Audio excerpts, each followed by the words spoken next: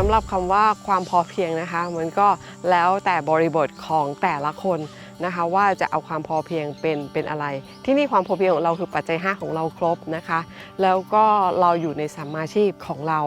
ทำเฉพาะพอเพียงที่เราทำกันเองได้อันนี้เราทำน้อยเพราะว่าเราขายเฉพาะผลิตภัณฑ์ในฟาร์มของเรามาวันนี้ความพอเพียงที่เรายึดหลักก็คือเราต้องอยู่ได้ด้วยตัวเราเองเราแบ่งปันแล้วเราไม่เดือดร้อนแล้วเราก็เป็นต้นแบบพอเราเป็นต้นแบบคือใครจะมาเรียนรู้กับเราเราก็แบ่งปันความรู้เนี้ยเราถ้าเกิดเขาไปประพฤติหรือทำต่อแล้วเขาเกิดประโยชน์อันนี้ก็เป็นความสุขของเราแล้วนะคะ